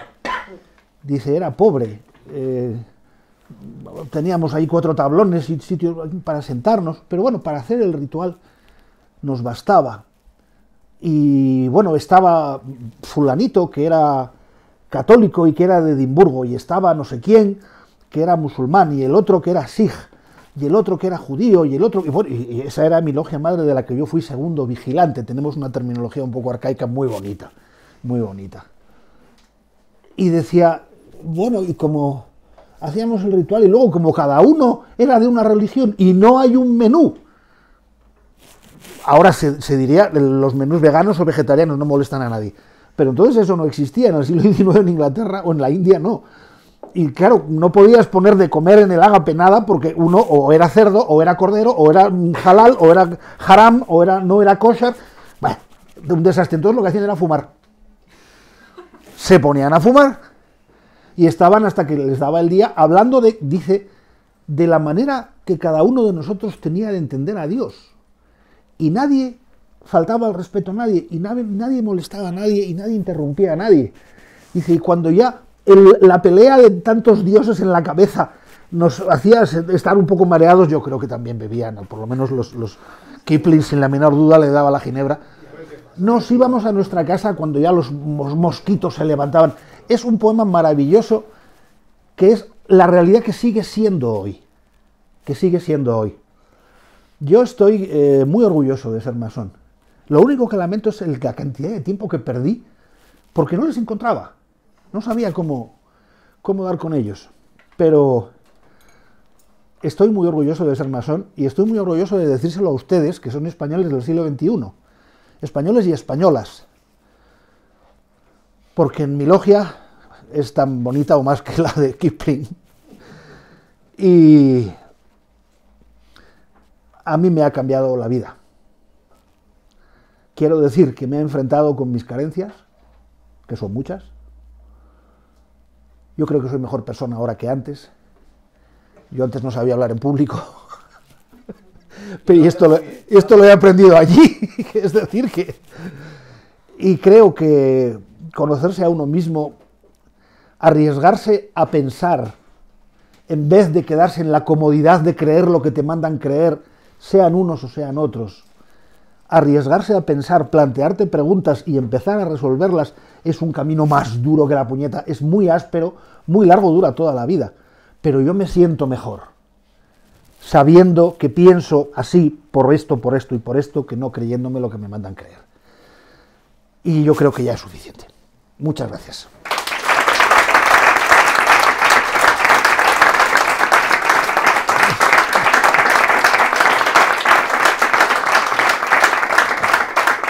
Ahora, gracias. Ahora llega lo más importante. ¿Qué quieren saber ustedes? Yo tengo una curiosidad. Sí. ¿Puede que los masones hayan sido perseguidos porque las catedrales conllevaban que los pueblos se convertían en ciudades y daban la libertad al siervo? Jopela, esa es la primera pregunta. Vamos a ver, construir una catedral era muy caro. Quiero decir, necesitabas... Si ustedes visitan una catedral, la que sea, la de León es un ejemplo maravilloso. Vayan, por lo general son 3 o 5 naves, que empiezan, ya saben, la planta tiene forma de cruz, y son 3 o 5 naves, y en el ábside, lo que se llama la girola, tiene capillitas. Cuenten el número de capillas que se encuentran en una catedral. Cada capilla, casi seguro, o bien era una familia noble, que hay muchos casos, pero casi siempre son gremios. Los carniceros encomendaban, pagaban un montón de dinero para construir la capilla de San Carneficio, sería, no sé quién será el patrón de los carniceros, los que se dedicaban a las lentes, los vidrieros, lo que fuera. Aquello necesitaba una cantidad, y eso no estaba al alcance de cualquier pueblo. Es decir, la Catedral de París, Notre Dame, pues es una maravilla absoluta, es de las primeras y de las más perfectas, pero eso tardó 3 siglos en hacerse. La de León ni te cuento. La Torre del Sur, la Torre del Sur, no, la del Norte, es del siglo XIII, y la más moderna, la que está a la derecha según miras la fachada, es del XV, bien avanzado, y luego atrasado. Yo creo que era necesario la colaboración de todo el pueblo, pero es que era su catedral. Eso de que la catedral es de los curas y que cobran la entrada por entrar allí, eso vamos, es una atrocidad contemporánea. ¿Por qué aplauden? La catedral era el sitio donde se refugiaba la gente que no tenía dónde dormir, donde dormían los peregrinos, en ese banco de piedra que hay a lo largo de las naves izquierda y derecha de la Catedral de León. Eso estaba hecho para proteger a la gente que iba a Santiago, que iba donde le diera la gana y que no tenía dónde albergarse porque eran pobres, y se juntaban allí. La catedral era de la gente, era el edificio que habían construido entre todos y que, como era natural, en la Edad Media se lo dedicaban a Dios, que era lo único, sobre poco más o menos, en lo que podían estar de acuerdo todos. El resto de los asuntos ya había más diferencias, pero en eso no. Yo creo que la división, cuando se hacen las catedrales, el sistema feudal de la adscripción servil, que se llamaba así, de los ciudadanos, bueno, de los ciudadanos no, porque no eran ciudadanos, eran siervos, a la tierra empieza a aflojar, en unos lugares antes que en otros. No es lo mismo Polonia que Londres, no lo ha sido nunca. No sé si te he contestado. Sí. Me alegro, porque era dificilita, ¿eh? ¿Qué más? No, pero a mí me gustaría añadir a lo que has dicho tú. Ah, sí. Sí, que independientemente de ese desarraigo de la tierra que fueron provocando, es que los masones, los constructores, eran gente cara y libre. Sí, claro. Y por eso molestaban mucho al poder. A eso es a lo que me refiero. Con la Eran pregunta. gente cara y libre. Es decir, La libertad, pero se la dan también al pueblo, porque desarraigas al siervo. El siervo está vinculado a la tierra hasta que existe un burgo. Pero es que una ciudad. los masones no eran siervos, no podían serlo. Porque están en ciudades, pero ellos comparten esa libertad con el resto que no lo son. El siervo Claro. escapa del Es campo que esa es hacia la plaza, pregunta, al burgo. ¿ves? ¿Perdón? El siervo escapa del campo al burgo. Sí, exacto. Para Pero liberarse de su amo. ahí estamos, Tenía que traspasar las murallas de un burgo libre y autónomo. O sea, para romper la Y servidumbre. eso es el tenía que- miedo hacia el masón, porque el cuando masón llegabas- no solo es libre él, sino que lo comparte. bueno, lo comparte hasta donde lo comparte. Lo va Sí, pregonando por el camino. O sea, cuando llega a un sitio donde hay sirviente, le dice, si tú te vas a tal burgo y llegas al alguacil mayor y dices, me adscribo al burgo, sé hacer esto, automáticamente quedaba libre del señor feudal. Y eso, quien lo lleva son los viajeros. ¿Y quién son los viajeros? Los masones. los masones, los peregrinos, Ya, pero los peregrinos no hablaban con el... Mientras que el masón sí, quizás No, intentaba no. buscar- Y aparte el peregrino ya Habría tenía que haber sido estudiarlo. liberado de la tierra por su señor para cumplir.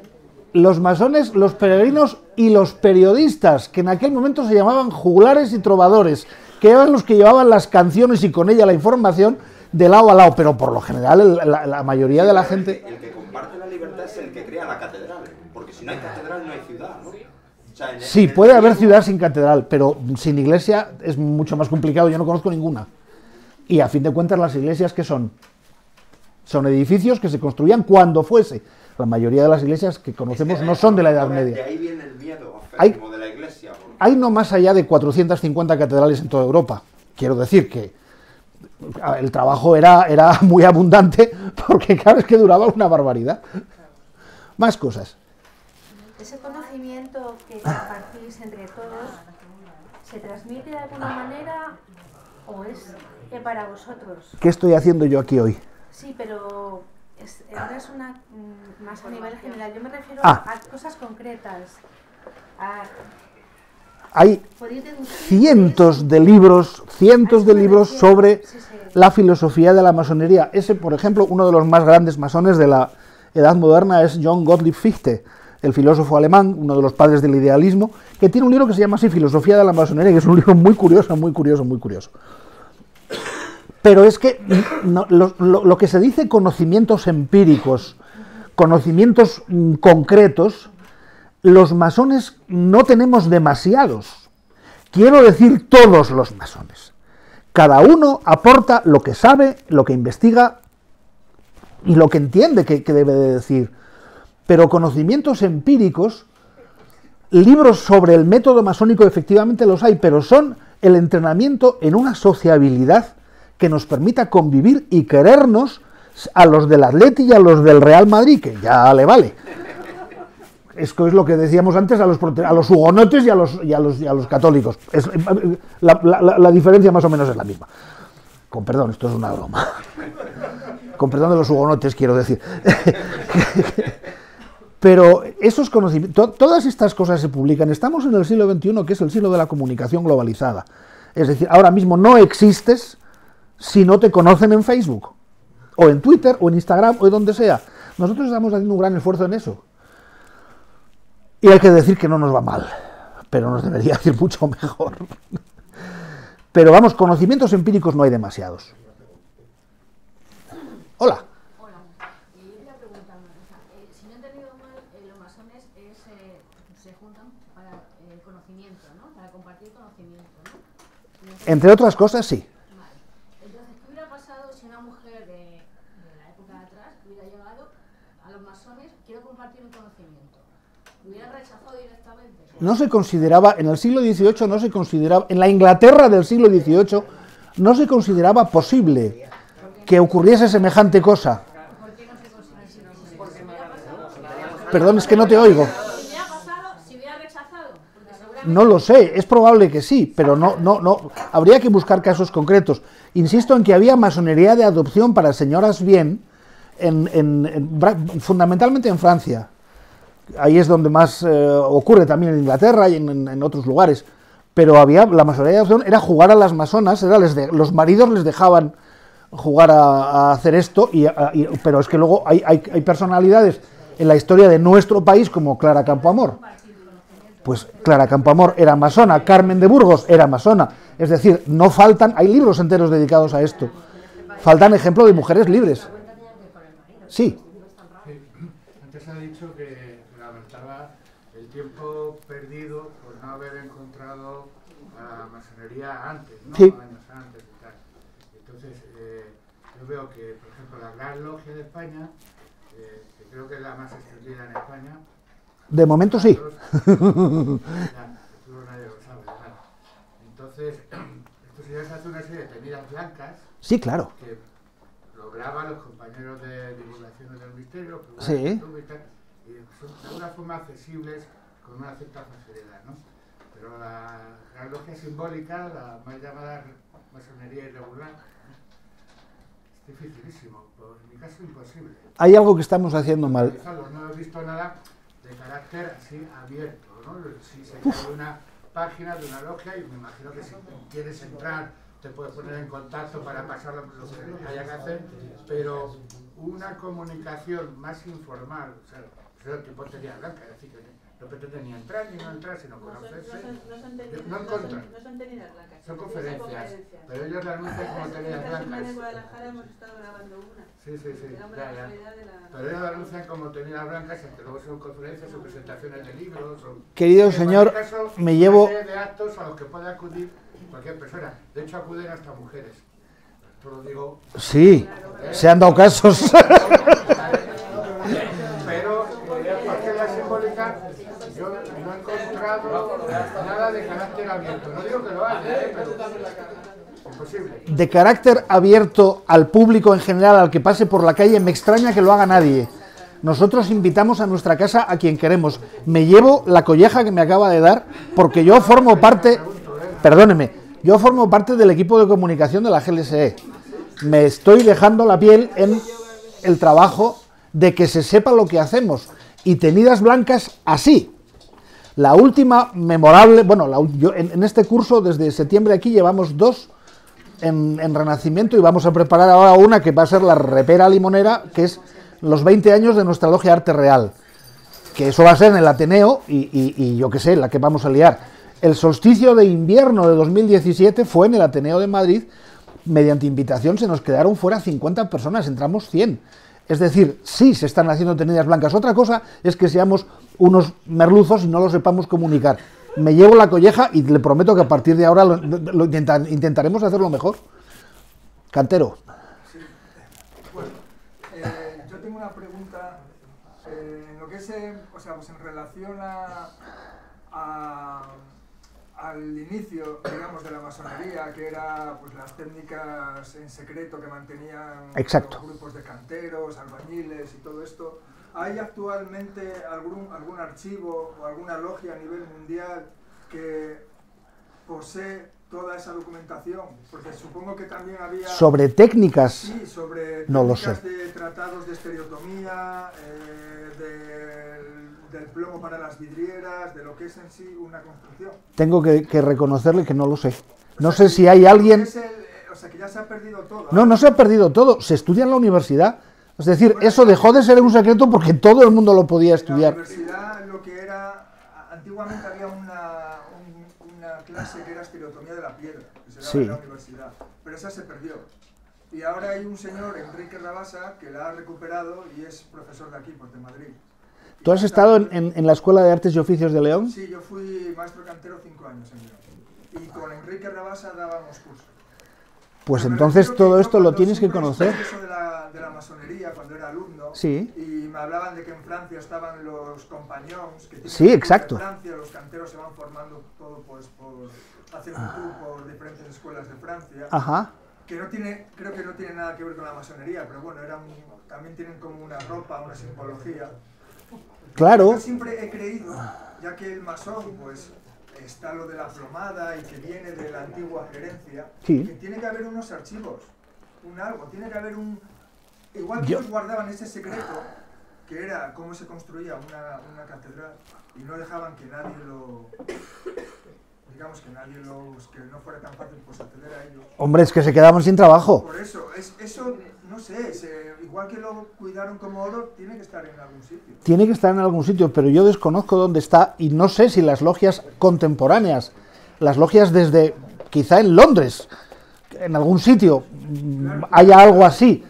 Una de las pocas logias que se convierten de una cosa en otra y que no mueren y que siguen sobreviviendo hoy es la logia Kilvinning, que está en Edimburgo, que es la logia número 1 del mundo, que posiblemente conserven algo, pero la verdad es que tengo que decirle que no lo sé. No sé quién lo guarda. Y luego ¿Quién? otra, perdona, Sí. es otra. Digamos que yo no me he enterado muy bien de lo que es en sí, o sea, me he enterado y no, porque en un principio creo que es algo como a nivel de la persona. O sea, Exactamente, así es. Un crecimiento personal con ayuda del grupo, digamos, de los hermanos, pero a la vez me mete algo de miedo, como que es demasiado serio, demasiado preparado. O sea, como que yo voy a una de esas entrevistas, conozco a María José, ¿no? Y hoy pues te conozco a ti. Entonces a lo mejor le digo, oye María José, preséntame a gente, ¿cómo hago? ¿Cómo puedo entrar? Y... hostia, no sé lo que me voy a encontrar ahí.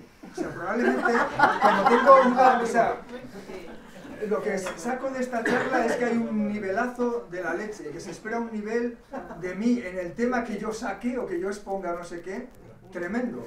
Hay una cosa... Lo que creo es que o sea, que si es más en plan de la persona y de lo que podemos dar, como que a lo mejor no es tan importante, pero yo he pillado como una seriedad en el tema, y en la información, como que yo voy a exponer, bueno, pues esto y tal, y del siglo XV, y de repente voy a ver a 10 personas que me comen con 48 libros que se han leído pum. Déjame que te diga una cosa. No me entera muy bien.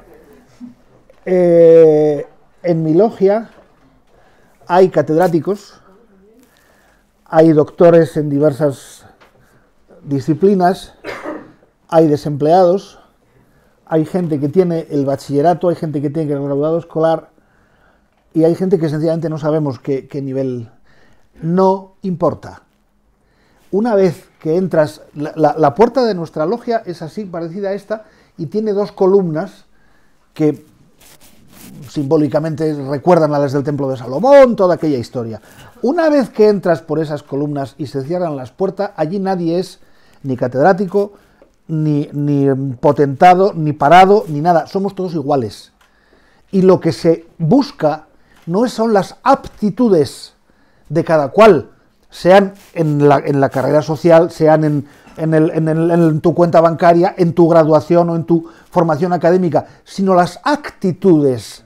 Es decir, querer aprender de los demás, de lo que sepan.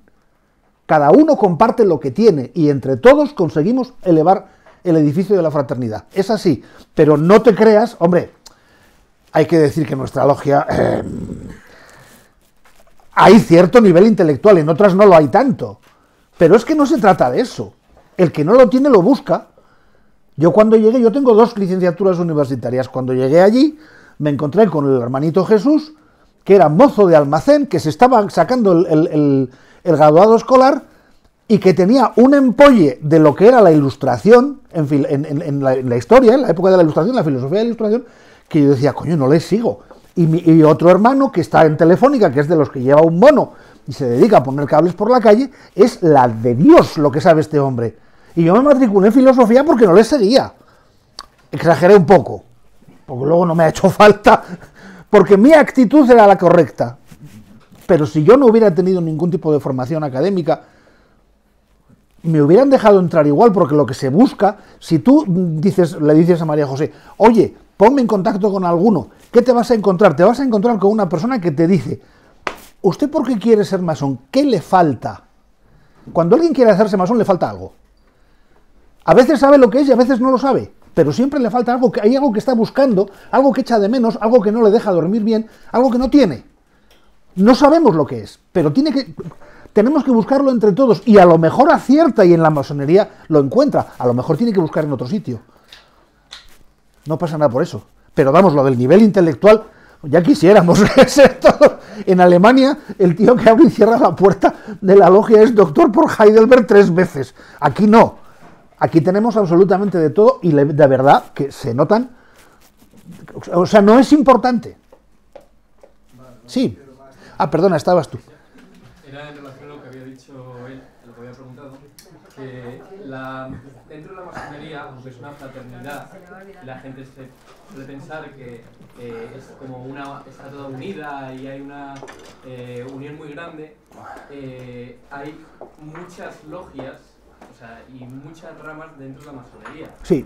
Hay una bifurcación esencial que es la regular y la laica y liberal. Sí, liberal, que es más afrancesada. Y luego dentro de esas hay ritos, y cada rito es, pues, algunos más sociales, otros más filosóficos, otros más esotéricos, otros más, pues, el de Memphis, el inglés, el de York, pues hay muchísimos ritos. Entonces no se puede hablar de una sola masonería. No, claro que no. Por ejemplo, claro, si te interesa el tema más ¿cómo llamarlo?, arquitectónico, pues seguramente que hay logias que están especializadas en la parte más ordinaria, ¿se llama? Operativa. Eso, gracias, operativa. Más operativa. Yo creo que... sí, perdón, Fede, un momento. Sí, ahora mismo, contesto a esto. La masonería es algo así como un enorme árbol que tiene un tronco muy grueso y que, como pasa algunas veces, poco después el tronco se parte en dos. O sea, se divide en dos. El árbol es el mismo, pero el tronco no. Unos siguen manteniendo el prurito de que las chicas son seres inferiores. Bueno, es una broma. No sé si es una broma. Bueno, que las mujeres no pueden entrar. Yo he oído barbaridades, de verdad, se quedarían ustedes helados. No, es que si dejamos entrar a las mujeres en las logias, los varones, claro, se van a ver alterados, como si todos los varones fueran unos psicópatas que en cuanto ven a una señora, aunque tenga 64 años y le falte un ojo, se lanzan desesperados. Perdone, eso no sucede. Eso es mentira, eso no, sencillamente son tonterías. Pero bueno, está la masonería, que Ilia Galán, que es un grandísimo masón regular, llama la masonería clásica, y a nosotros nos llama la masonería renovada. Me parece maravilloso eso. En cuanto a los ritos, yo siempre digo que los ritos son el color del coche. Es decir, ¿uno qué quiere? ¿Qué está buscando allí? Bien, yo tengo carencias, no sé, lo que sea, lo que sea que estés buscando. Es como cuando te vas a comprar un coche y dice, ¿sabe qué coche quiere? Sí. Un Golf. ¿De qué color lo quiere? Para mi personalidad va mejor el granate. Memphis Misraim. Yo es que soy muy tradicional y muy romántico. Rojo pasión, escocés. Yo es que soy más de andar por casa, o yo soy muy frío y muy serio, y me gusta ir al grano, rito francés moderno. En realidad, cada rito se adapta a la persona. Cada persona tiene que buscar la logia, pero a mí nunca me ha parecido tan importante. Todos los ritos son buenos y funcionan. Si a uno le hacen pensar sobre sí mismo y ser mejor chaval, es decir, no hay... A mí me gustan todos. Hombre, yo que soy muy apasionado, como ustedes ven, pues yo soy escocista, yo soy del rito escocés antiguo y aceptado, que para mí es una belleza dramática, es una cosa preciosa. Vale. Sí. Espera, que se me ha olvidado. No, ya no puedo decir más. Bueno. Se me ha olvidado. La última pregunta, Sí, la y luego ya podéis hablar con él. Que... Sí, no, me gustaba. Si nos podías contar, si puedes, porque tampoco sé si se puede, al menos que nos hagamos una idea visual de cómo es el rito de iniciación tan bonito que estabas diciendo. Bien. Si da tiempo. Me ha hecho una pregunta difícil. Es que era la primera, pero como no me veías. Sí. Tenía que haber estado de pie. El rito de iniciación, si ustedes quieren enterarse de la teoría del rito de iniciación, en el rito escocés, la tienen en internet por todas partes. Ha salido en películas, ha habido, o sea, no es nada complicado de encontrar. El rito de iniciación tiene dos, es como un ángulo. En la primera mitad del ángulo no nos fiamos de la persona que entra. Estamos muy picajosos, muy desconfiados, temerosos incluso, y un poco cabroncetes en algunos casos. Esto es una broma, por supuesto. Y hay que someter al profano, al que llamamos de 24 maneras, el postulante, el candidato, el no sé cuánto, recipiendario, una cantidad de palabras, se le somete a determinadas pruebas iniciáticas. ¿Qué significa, por cierto, lo hemos olvidado esto, qué significa iniciático? Somos una orden iniciática, esto es algo que la gente se llena la boca diciendo, es que somos una orden iniciática, como si fuera algo tan complicado de entender. No lo es. Un proceso iniciático es un aprendizaje pautado en el cual uno es como un paisano que entra con una vela en una cueva. A medida que va avanzando y que la oscuridad se hace mayor, se da cuenta del tamaño que tiene lo que no sabe. Entonces, hay otros que ya pasaron por ese camino y te dicen, ahora ya se te han acostumbrado los ojos a la oscuridad, ya vas caminando con soltura y ahora es el momento de que sepas más cosas, de que te propongamos más cosas, otra manera de aprender, otra cosa distinta. Pasamos al segundo grado, que era el de vaya usted, viaje, entérese de lo que hacen los demás y luego nos lo cuenta. Y luego a otro, y luego a otro, es decir, es un aprendizaje que dura toda la vida y que está pautado porque empiezas, la iniciación es el comienzo del proceso iniciático, no el final. Uno o sea, no es un milagro que te ocurra y de repente ya eres muchísimo mejor persona. No, ahí es donde te dicen, mira, donde te has metido va a pasar esto y esto. Y vas echando a andar. En la segunda parte, una vez que se comprueba, que todos comprobamos, todo esto tiene mucho de metáfora y de símbolo. Una vez que todos comprobamos que bien, que, oye, parece que este chico o esta chica lo ha conseguido, llega la parte en la que todos estamos de parte, nos convertimos en una especie de hooligans, ¿verdad? Todos estamos empujando para que la cosa termine bien, para que se aprenda los gestos, para que se aprenda las palabras, para que se aprenda todo lo que se le dan, de que son conocimientos concretos, pero también son una cosa muy espiritual y muy romántica y muy trascendental, y que el asunto acabe bien, y estamos deseando que todo acabe para comérnoslo a besos, que es lo que ocurre invariablemente siempre, y te pegas unos sustos espantosos. La iniciación tiene esas dos partes, la de la desconfianza y la de la fe y el aliento, ¿no? Y el abrazo final. Lo último. Una con dos respuestas muy rápidas. A ver. Mayor grado de masonería y quién sería, si tú tuvieras que pensar por grados o por lo que sea, el masón más importante de todo el mundo.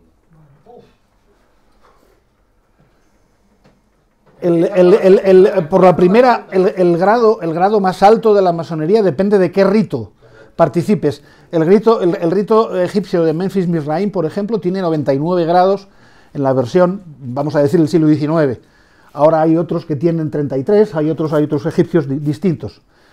El mío, en el rito escocés antiguo y aceptado, el grado máximo es el 33. En el rito francés que el rito francés es muy moderno, muy limpio, no se llaman grados, sino se llaman órdenes de sabiduría, y tienes 5 órdenes de sabiduría. Depende del rito. El masón más importante del mundo hoy, no lo sé. A fecha de hoy. Es que hay muchísima gente que yo no sé si son masones o no. Que yo sepa no. Que yo sepa no, ¿eh? Por lógica, ¿cuál sería la más influyente? Es decir, su cabeza.